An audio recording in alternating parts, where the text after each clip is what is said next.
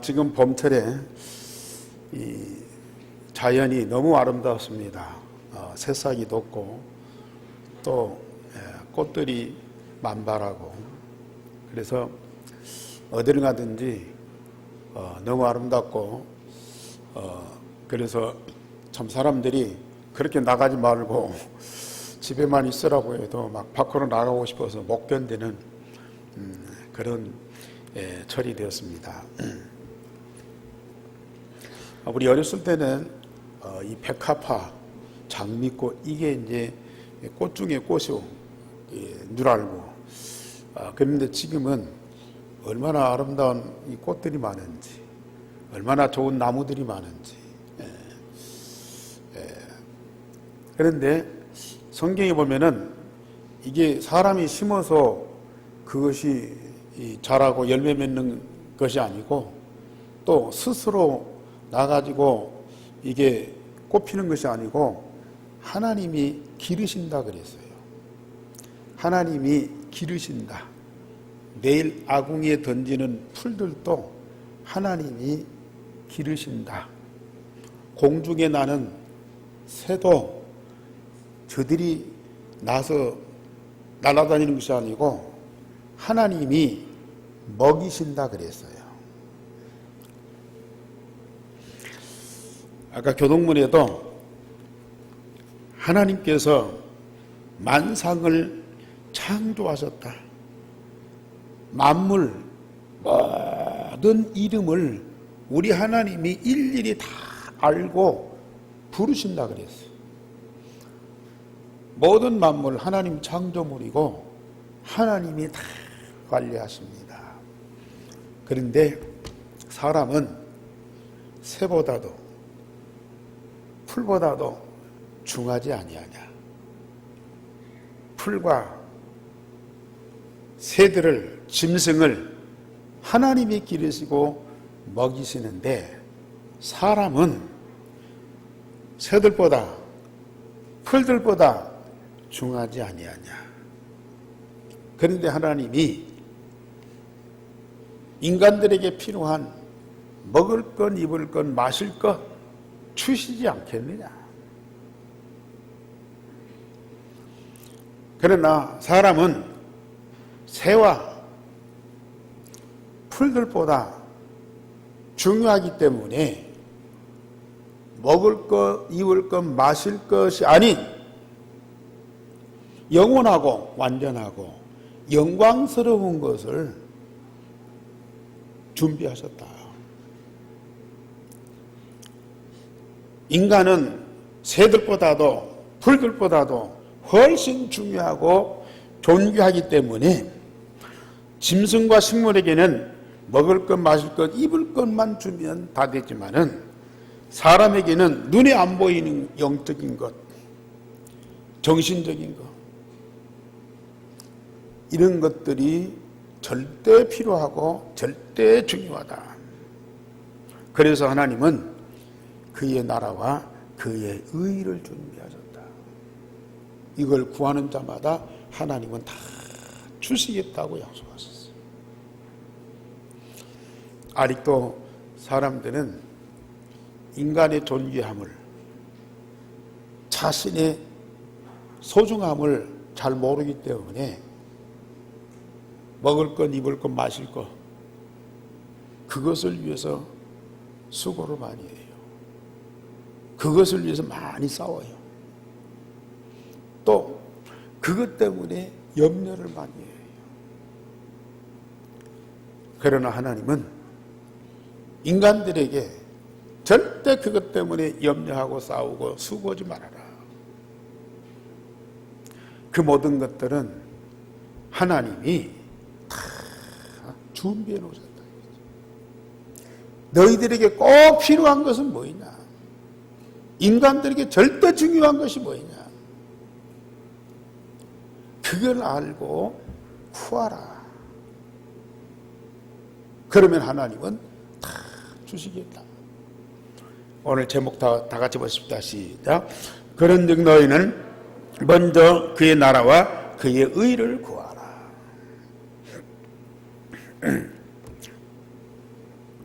여기 그의 나라와 그의 의가 뭡니까?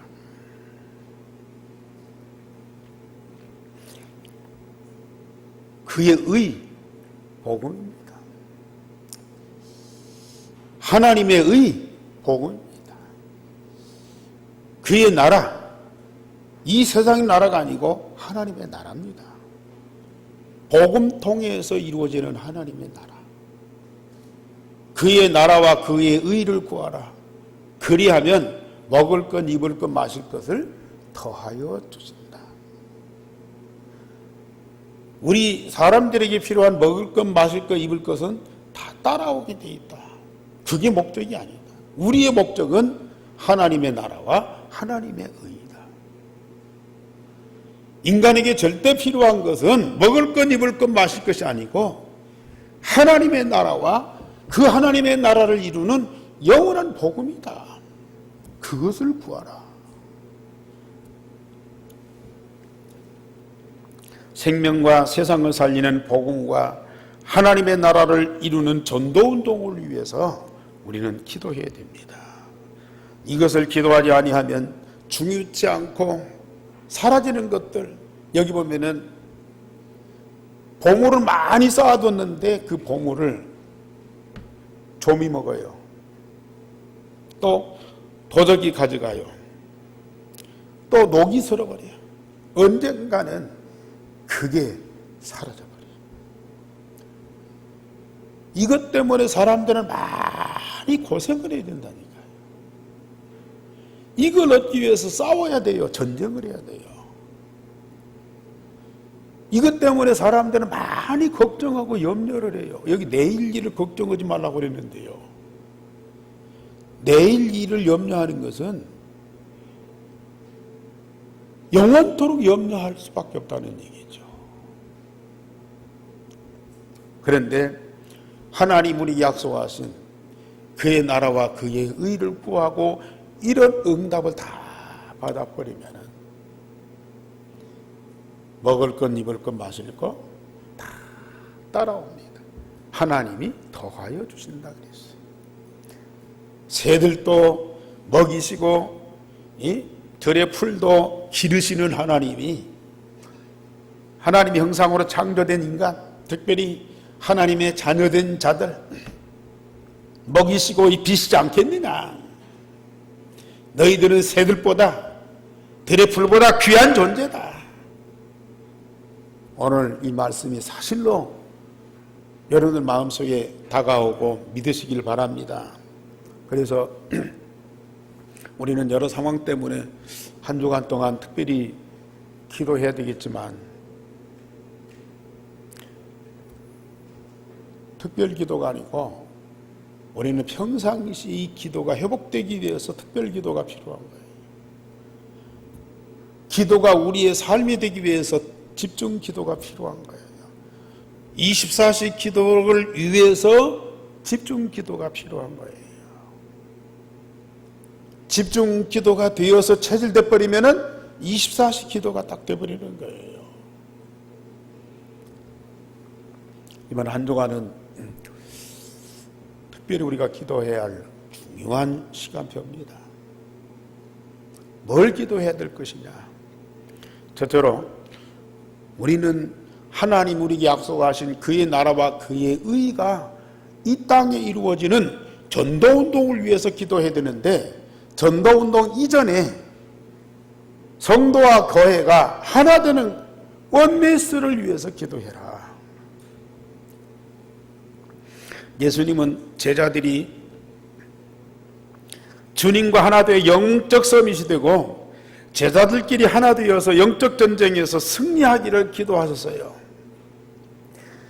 예수님께서 제자들에게 너희는 가서 모든 족속으로 제자를 삼아라.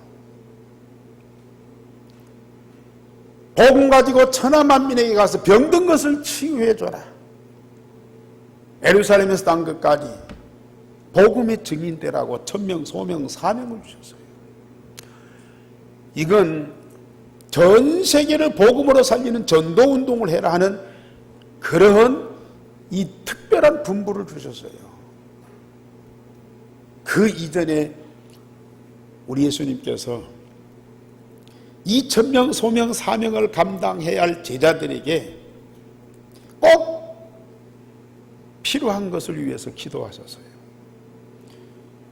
그 요한복음 17장에 십자가 지시기 전날 밤 성만찬 자리에서 많은 대화를 나누고 마지막에 기도한 그 기도가 아버지와 내가 하나인 것처럼 저들도 우리와 하나가 되게 하옵소서. 아버지가 내 안에 있고 내가 아버지 안에 있어서 하나인 것처럼, 원리스인 것처럼, 일체인 것처럼 우리도 저희 안에 있고 저희도 우리 안에 있어서 하나가 되게 하옵소서. 저와 우리가 원리스 되게 하옵소서. 일체가 되게 하옵소서. 그리고 저 하나된 자들이 더불어서 한 마음으로 한 곳에 모이라. 원리스 되게 하옵소서. 우리가 하나인 것처럼 저들도 하나가 되게 하옵소서. 저들끼리도 하나가 되게 하옵소서. 하나만 되면, 원리스만 되면 전도운동은 따라오게 돼 있어. 얼마나 중요한 천명, 소명, 사명입니까? 아무도 갈 수 없고 할 수 없고 볼 수 없는 그런 어마어마한 것들을 이 제자들에게 주셔서요. 생각해 보세요. 어떻게 모든 족속으로 제자 삼아요? 어느 누가 천하만민의 병든 걸 치유해 줘요? 우리가 어떤 능력으로 딴 것까지 증인될 수 있습니까? 그런데 그런 천명, 소명, 사명을 감당할 수 있는 완전한 답이 바로 하나 되는 거예요. 주님과 내가 하나 되는 겁니다. 삼일체 하나님과 내가 하나 되는 거예요. 하나님과 우리는 본질상 하나 될 수가 없습니다. 그런데 주님은 그걸 놓고 기도하셨다니까요. 사람이 기도하면 그건 엉뚱한 짓이죠. 그런데 하나님 대신 예수님께서 그걸 위해 기도하셨어요. 반드시 성취되는 기도입니다. 우리는 그 기도 응답을 꼭 받아야 될 사람들입니다. 받게 돼 있습니다. 그러면 어떻게 하나 될 수 있습니까? 하나 되는 완전한 방법. 그걸 예수님께서 갈보리산에서, 감람산에서, 마가다락방에서 언약으로 주셨어요. 예루살렘 교회 성도들은 부활승천하신 예수님 떠나보내고 다른 데로 가지 않고 마가다락방에 모였어요. 그리고 주님이 약속하신 그 언약 붙잡고 마가다락방에 모여서 더불어 마음을 같이하여 오로지 기도에 힘썼어요. 뭘 놓고요? 갈보리산에서 말씀하신 오직 그리스도 언약 붙잡고, 감람산에서 약속하신 40일 동안 그 주신 메시지, 이 땅에 이루어지는 오직 하나님 나라를 놓고, 마가다락방에서 약속하신 오직 성령의 충만, 그 언약을 붙잡고 마가다락방에 모여서 더불어서 마음을 같이하여 오로지 기도에 힘썼어요. 그랬더니요, 주님이 약속하신 그대로 응답을 받게 되었어요. 이 마가다락방에 모인 이 소수의 사람들, 능력도 없고 실력도 없고 배경도 없는 이 사람들이 오직 그리스도가 각인돼서 오직 하나님 나라가 이 뿌리 내렸어요. 오직 성령의 능력이 체질돼 버렸어요. 그랬더니 삼위일체 하나님과 다 하나가 되는 엄청난 변화가 일어나.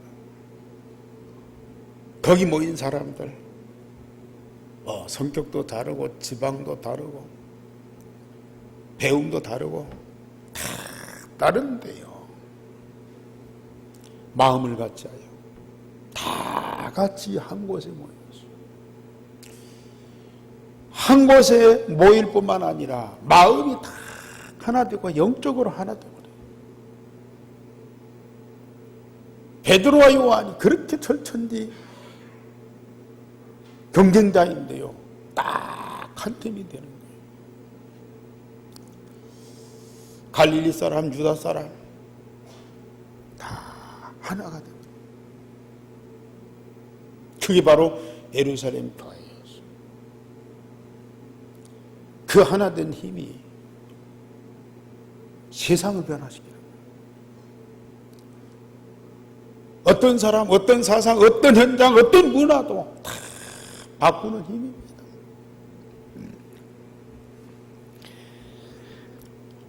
영원한 것입니다. 완전한 것입니다. 실제적인 것입니다.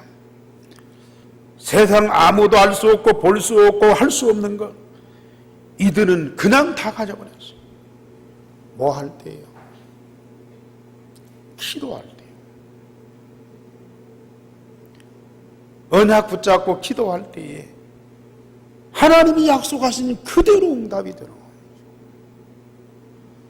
물론 사람들에게 이것도 필요하고 저것도 중요하고 여러 가지 다급한 것들도 있고 뭐 그런 거 있어요. 그러나 물론 기도해야 되죠. 그렇지만은 그것보다도 하나님이 우리에게 약속하신 것은 더 실제적이고 더 중요하고 더 긴급한 것들이거든요. 그걸 붙잡고 진짜가 사실적인 믿음 갖고 기도해 보세요. 하나님은 응답하실 뿐만 아니라 너무 기뻐하시는 거예요.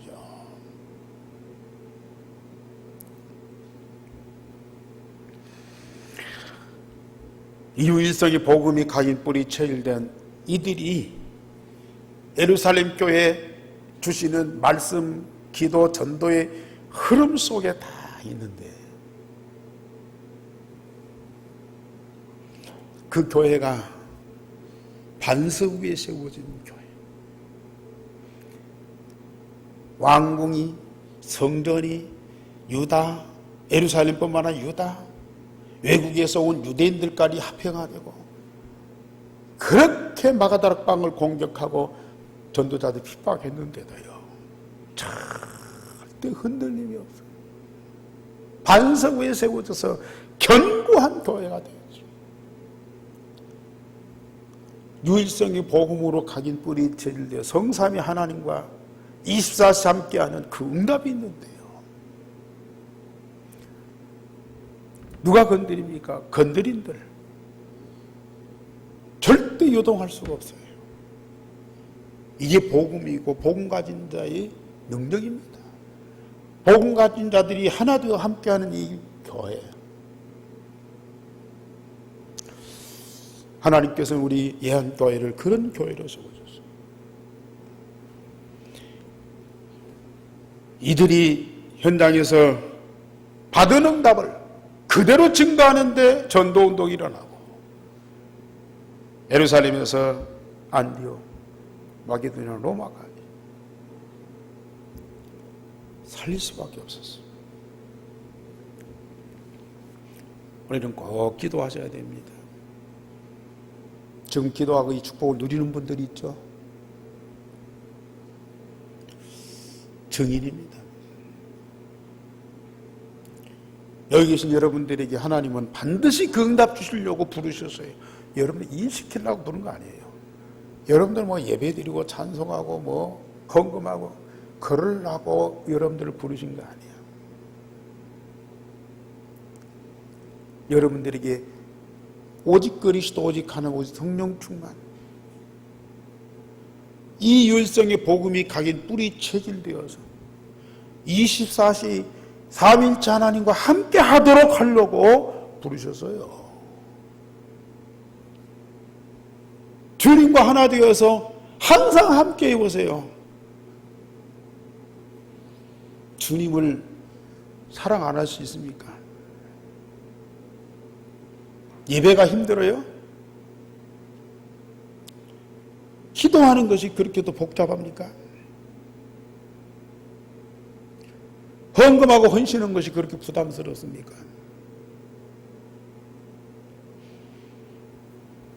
따라오는 거죠. 그의 나라와 그의 의가 이루어지면은 먹을 건 입을 건 마실 건 따라오게 돼 있어. 아직 이 응답을 못 누리는 분들, 과거에 기도했는데도 잘 안 되더라, 또 하셔요. 반드시 되어집니다. 되어질 때까지 지속하세요. 하나님은 반드시 응답하십니다. 이것이 우리 예한교회의 본질이고 우리 성도들의 근본입니다. 이건 피할 수가 없어요. 미룰 수가 없어요. 이번에 많이 기도하라는 것도 아닙니다. 짧은 시간이지만 마음과 몸과 영혼을 하나님께 집중해 보세요. 살아계신 하나님은 분명히 우리 안에 계신 것이 체험돼요. 그렇게 막연했던 하나님 나라가 내 영혼 속에 뿌리내려서요, 내 안에 가득한 것들이 체험된다니까요. 뭐 하늘에서 막 불이 떨어지고 뭐가 있어야만 되는 줄 알았던 그 성령의 능력이 다른 데서가 아니라 내 몸 속에서 막 솟아나와요. 두 번째로 우리는 꼭 기도하셔야 됩니다. 우리는 전도운동을 해야 할 분명한 이유와 목적이 세상에 오는 재앙을 막아야 돼요. 세상에 오는 재앙을 막기 위해서 우리는 복음운동해야 돼요. 세상에 있는 재앙을 막기 위해서 우리는 복음운동해야 돼요. 그걸 위해서 우리는 기도하셔야 됩니다. 성경에는 창세기 3장 인간 중심, 6장 물질 중심, 11장에 성공 중심한 때부터 재앙이 계속 되었습니다. 그래서 사람과 세상은 누구나 예외 없이 저주와 멸망을 당했습니다. 인간과 세상의 근본을 잃어버리고 가장 악한 것 사탄과 그 문화가 눈에 안 보이게 사람과 세상의 근본이 되고 본질이 되었어요. 사실 뭐 이런 재앙 저 뭐 다른 데서 다른 나라에서 오고, 물론 전염병이 뭐 중국에 시작되고, 물론 그럴 수도 있습니다. 그러나 모든 재앙과 저주는 내 인간의 근본 본질, 이거 잘못된 데서부터 오는 거예요. 내 안에서 나오는 거라 이게. 세상에 아무리 재앙이 비바람 쳐도요, 내 본질이, 내 근본이 제대로 되어 없어요. 절대 우리를 건드릴 수가 없어요.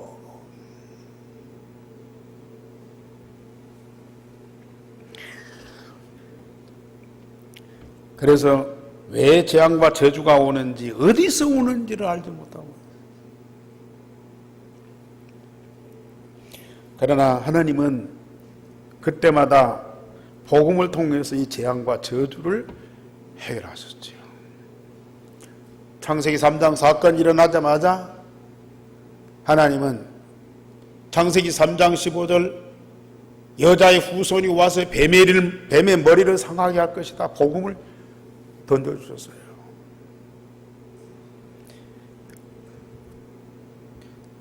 여자의 후손이 와서 뱀의 머리를 상하게 할 것이다. 메시아가 사람의 몸을 입고 이 땅에 오셔서 사단의 머리통을 깨뜨려 버릴 것이고, 모든 이들을 그 영적 문제 저주에서 해방시킬 것이다. 그 말씀을 다 줬어요. 창세기 6장에 네피림이 세상을 장악했어요. 하늘에서 떨어진 이 사단이 죄와 악으로 세상을 완전히 덮어버렸어요. 그래서 하나님이 홍수로 세상을 심판하셨어요. 그런데 우리 하나님께서 언약의 사람 노아를 통해서 방주를 만들도록, 방주 안에 들어간 자는 다 살도록 했습니다. 온 세상에 생명이 다 사라지는 때에 하나님은 구원자를 보내신 거예요. 그 구원자를 통해서 멸망할 자를 구원받도록 하셨어요. 이게 하나님의 마음, 이게 하나님의 중심입니다. 창세기 21장 바벨탑 사건 때에 하나님은 다 흩어지고 민족이 민족을, 나라가 나라가 경쟁하고 싸워야 할 그때에 아브라함을 언약의 사람으로 보내서요. 그 언약을 계속 전달해서 언약 붙잡은 사람들은 그 가운데에서 살아남을 뿐만 아니라 그 시대를 살리는 주역들이 됐어요. 결국은 요셉이 멸망할 강대국 애굽을 살리는 데까지 이르러요. 근데 사람들은 그냥 보편적으로 다 이런 흑암의 문화와 경제 속에서 그게 세상의 전부인 것처럼 그것만 바라보고 살거든요. 그런데 하나님은 신랄 같지만은 꼭 언약을 주시고 언약 붙잡은 사람들을 찾아 세우고 그 사람들 통해서 멸망한 세상을 살린다니까요. 알 수 없고 볼 수 없고 할 수 없어. 그러나 하나님은 꼭 그 시대마다 언약을 주시고 언약 붙잡은 사람을 세웠어요. 그 언약으로 세상을 살리도록 만들어요. 이스라엘 애굽에 노예됐을 때에 아무도 답을 주는 사람이 없잖아요. 살려달라고 아우성을 치고 울부짖고 몸부림치는 사람은 있어도 그 사람들을 건져낼 사람이 없는 거예요. 답이 없는 거예요. 근데 하나님 모세를 불러서 피의 제사, 언약을 던져놓고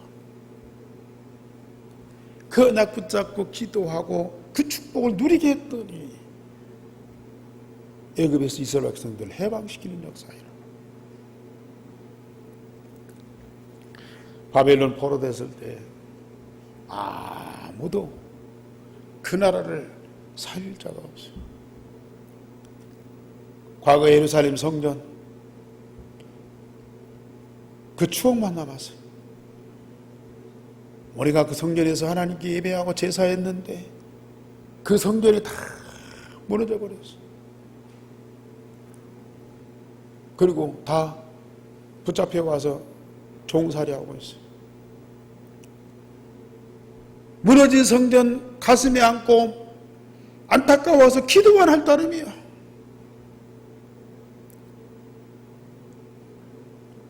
답이 없어. 그런데 하나님이 이사야를 통해서 보라 처녀가 잉태의 아들 낳으리니 그 이름을 임마누엘이라. 그 언약을 붙잡은 렘넌트가 딱 나와요. 다니엘과 그 친구들이 그 언약을 붙잡고 기도하기 시작해요. 오히려 원수의 나라, 자기 민족을 망하게 하고 성전을 무너뜨리고 저 성을 완전히 황폐화시킨 이 바벨론 나라, 그 나라가 결국은 멸망하게 돼 있는데 하나님이 이 다니엘과 그 친구들에게 답을 주어서 멸망할 그 나라를 살리고요. 그 나라가 이스라엘 백성들에게 모든 물자를 다 주어서 예루살렘으로 귀환하도록 하고 그 무너진 성곽과 무너진 성전을 다 회복하도록 만들어 주었어요. 이게 하나님 방법이에요. 원수의 나라. 그 원수의 나라를 완전히 망하게 해서 백성을 살리는 것이 아니고요. 물론 바로와 애굽이 하나님께서 답을 주고 사인을 줬는데도 그걸 안 받으니까 어쩔 수 없이 망해요. 그러나 바벨론의 왕들은 다니엘과 그 친구들이 주는 답을 딱 붙잡았어요. 그러니까 이 바벨론이 메데파사가 그 답을 갖고 멸망치 않고 살았거든요. 너무 고맙고 감사한 거예요. 그래서 이스라엘 민족을 해방시키는데 모든 물자를 다 주어가지고요, 기술자를 다 보내서 황폐화된 예루살렘과 그 성전을 다 복구하도록 만들어줘요. 그게 복음의 능력입니다.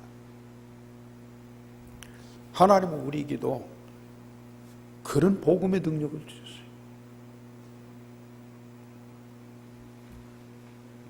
로마에 속국된 이스라엘 백성들을 해방시키잖아요. 그리스도 복음을 통해서. 그러면 로마를 멸망시켜갖고 이스라엘을 해방시킵니까? 이스라엘을 식민지로 삼고 총독을 보내서 모든 걸 관리하고 억압하고 세금을 약탈하고 그러한 로마를 복음으로 살려서요, 그 복음에 의해서 로마가 응답받고 축복을 받았어요. 그러면서 이스라엘을 살리는 거예요.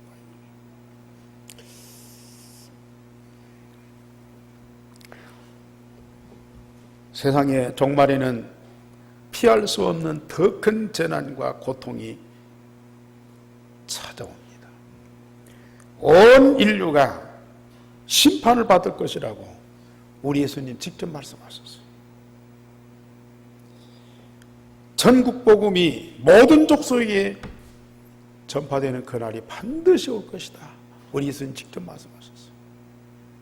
지금까지 수많은 전쟁, 수많은 재앙, 수많은 재난이 왔지만은 그보다 더 큰 심판과 재앙과 재난이 기다리고 있다.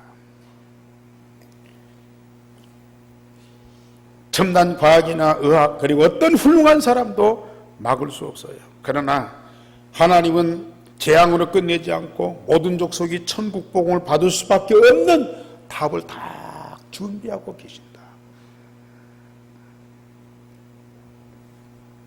특별히 말세의 재앙막을 답을 가지고 강대국과 왕 앞에 설 렘넌트를 준비해야 된다. 지금 코로나19 때문에 처음에는 중국이 막 난리가 나고 그것이 우리 한국에 이게 전염돼서 나라가 또 참 굉장히 힘든 상황이 있었어요. 근데 이게 전 세계예요. 미국 같은 강대국 선진국이, 유럽, 독일이나 프랑스, 독일 같은, 이탈리아 같은 그런 나라들이 걷잡을 수 없는 이런 상황이 벌어져 버려요.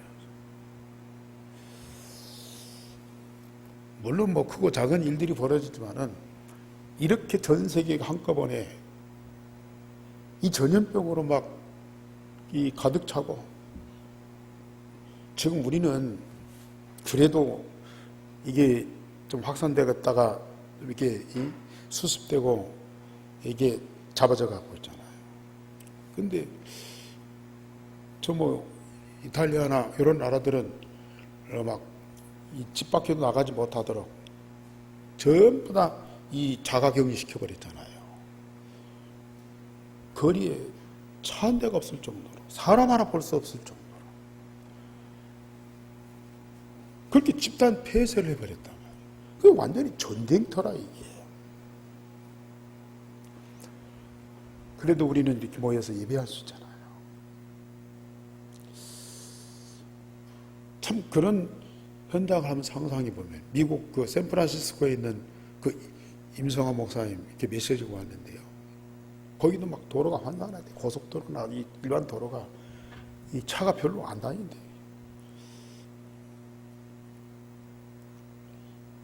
정말 처음 겪어본 일들이라 참 그렇게 세계를 호령하고 앞서 지도하던 자들이 이 재앙 앞에는 어쩔 수 없이 막 전전긍긍하고 있어요.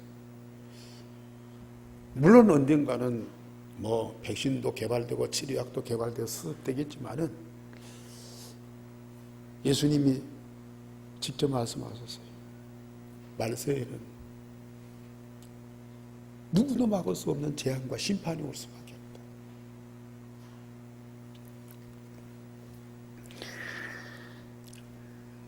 이런 때 우리는 어떻게 해야 되겠습니까? 우리 하나님은 반드시 이 재앙막을 답을, 천국복음을, 이런 재앙 속에서도 하나님은 하나님의 나라를 이 땅에 이루는 답을 주셨어요. 천국복음이 모든 족속이 전파되니 그제야 끝이 온다 그랬거든.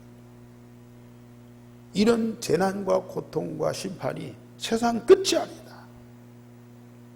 천국복음이 모든 족속에게 전파되어야 그제야 끝이 온다. 마태복음 24장 14절에 말씀하셨거든.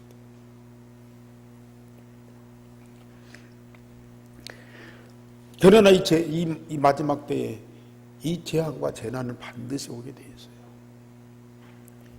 그러면 이러한 시대에 답을 줄 수 있는 사람이 누구냐? 애굽의 7년 풍년, 7년 흉년이 왔을 때에 아무도 그걸 알 수도 없고 그걸 해결할 수 있는 사람이 없었어요. 그런데 하나님이 요셉에게 답을 준 거예요. 그 요셉이 강대국 애굽 앞에 바로 왕 앞에 서서 당당하게 답을 줬어요. 바벨론이 그렇게 저주와 멸망 가운데 있을 때 아무도 그걸 알 수 있고 답을 줄 수 있는 사람이 없었어요. 근데 다니엘이 하나님 주신 지혜와 총명을 가지고 그 나라가 살 수 있는 답을 줬어요. 아니 그들이 들을 때는 황당해요. 뭐 그런 일이. 그러나 사실이에요. 근데 하나님이 모든 족속이 천국 복음을 받을 수밖에 없는 그런 상황으로 몰아가셔요. 세상에 그 좋은 것들, 많은 것들을 가지고 별짓을 다 해도 안 되는 재앙과 재앙이 온다니까요. 그 상황 속에서 이런 렘넌트들이 주는 답을 안 받으면 안 되는 상황이 온다니까요.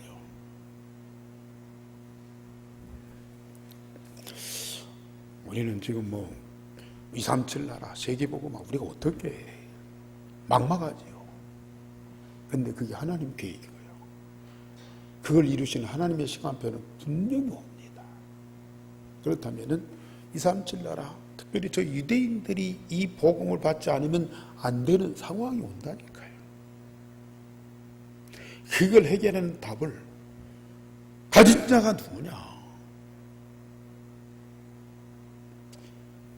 진짜 그의 나라와 그의 의를 구하는 자.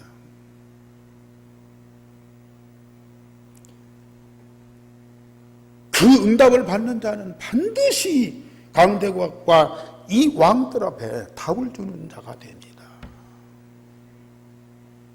저는 믿습니다. 하나님이 진짜 이 복음을 갖고 복음 운동하면서 기도하는 자에게는 그의 나라와 그의 의를 응답으로 주신다. 그거 있으면 어떤 나라든지 어떤 시대든지 어떤 재앙이든지 다 살릴 수 있는 완전한 답이거든요. 기도하셔야 됩니다. 왜 복음운동 해야 돼요? 재앙 막기 위해서. 그 재앙 막는 답을 우리 하나님은 전도자에게 주신다니까요. 렘넌트에게 반드시 주십니다. 아, 나는 뭐 별 힘이 없고 또 하는 일도 시원찮고 모자란 사람이 있네요. 그러니까 정말 복음 갖고 유일성의 복음을 24시 누리면서 기도하시라니까요. 오히려 세상에 강하고 힘 있고 능력 있다는 사람들이 자기 것과 세상 것 믿고 기도하는 거예요. 그러면 그 한계에 부딪힙니다. 그러나 나는 약하고 나는 지식이 없고 나는 능력이 없고 나는 세상에 버림받았다는 사람들, 그래서 어쩔 수 없이 하나님께 집중하고 기도하잖아요. 유일성의 복음이 각인 뿌리 7일도 24시 함께하는 임마누엘을 누리고 계속 말씀, 기도, 전도 흐름 속에 있어보세요. 하나님과 하나님 나라의 그 모든 것들이 이 땅에 성취되는 응답을 다 받아버려요.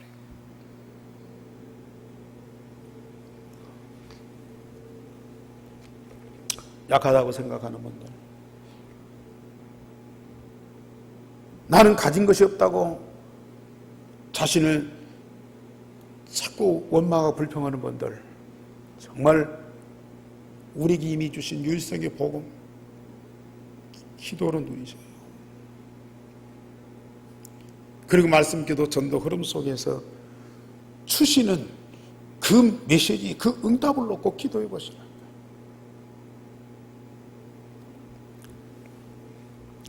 세 번째로 우리가 꼭 기도하셔야 됩니다. 세상 살리는 전도운동의 주역은 바로 중직자들입니다.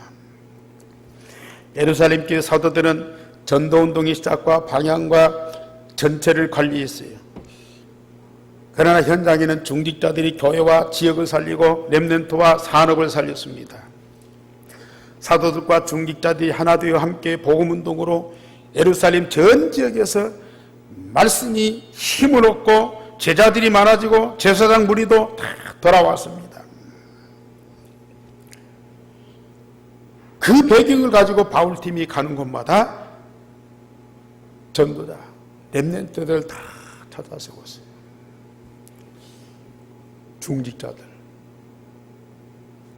그들이 현장에서 복음운동할 때 교회가 살아나고요.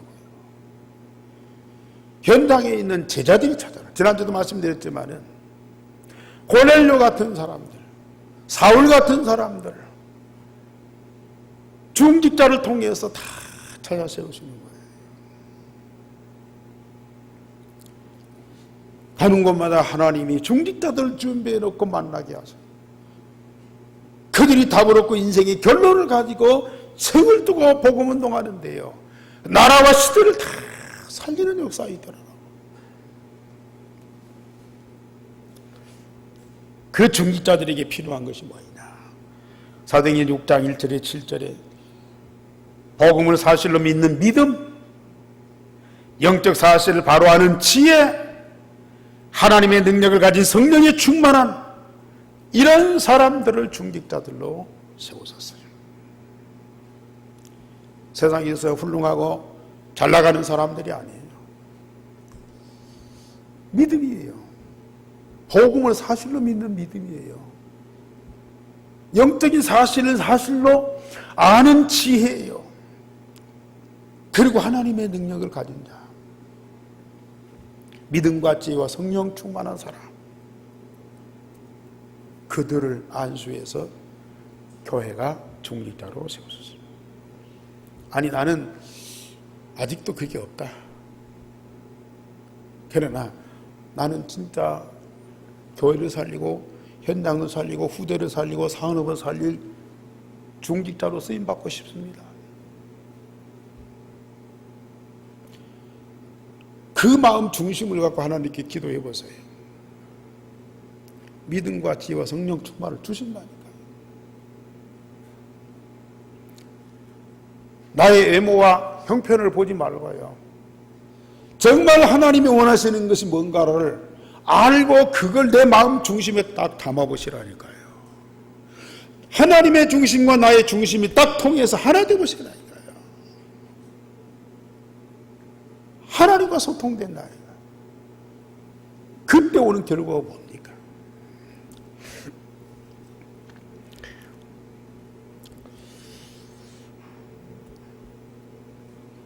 일생의 복음과 말씀, 기도, 전도 흐름 속에 있으면 당연히 믿음과 지혜와 성령 충만은 오게 돼 있습니다.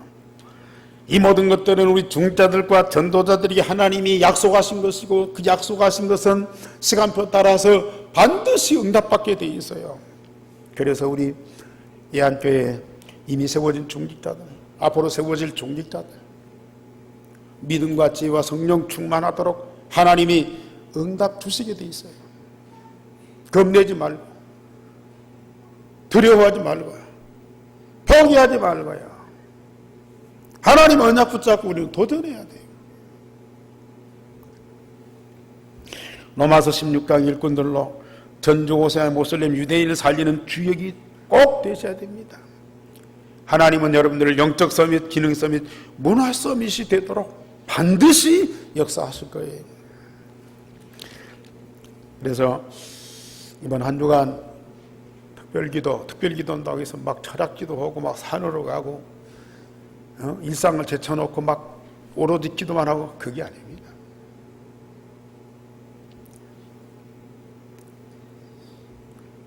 사실 또 이렇게 코로나19 때문에 이렇게 활동이 많이 제약되잖아요. 활동을 마음대로 할 수가 없어요. 반면에 우리는 마음과 몸과 영혼을 우리 하나님께 집중하는 시간을 더 가질 수 있잖아요. 무엇보다도 이 특별 기도를 통해서요, 나의 옛 틀이 무너지고 복음 통한 새 틀을 준비해요. 전 성도가 기도해야 할 가장 축복의 기회, 이걸 놓치지 마세요. 그러면서 세상이 없어질 것에 목숨 걸지 말고 영원한 가치 있는 것에 생명을 걸어야 돼요. 나의 근본을 찾아서 누릴 수 있는 기회입니다. 내 생명과 가치 있는 것을 꼭 찾아, 이걸 찾아서 내 본질로 딱 삼아보세요. 행복한 정도가 아니라니까요. 그리고 나의 존재 이유와 가치를 발견하세요. 나의 천명 소명을 꼭 찾으세요. 하나님은 분명히 여러분들 풀한 포기도 새 한 마리도 거기에는 분명히 하나님이 기르시고 먹이십니다. 왜? 그 존재 이유와 가치가 있기 때문에. 그런데 여러분들은 새들보다 풀보다도 얼마나 귀한 존재입니까? 나의 존재 가치와 이유를 꼭 찾으세요. 나의 천명 소명 사명을 꼭 찾으세요. 이거 찾아버리면 나의 모든 거 다 찾는 거예요. 우리는 모든 거 다 가진 자예요. 우리는 만족한 자예요. 우리는 세상 모든 사람들을 사랑할 수 있는 자예요.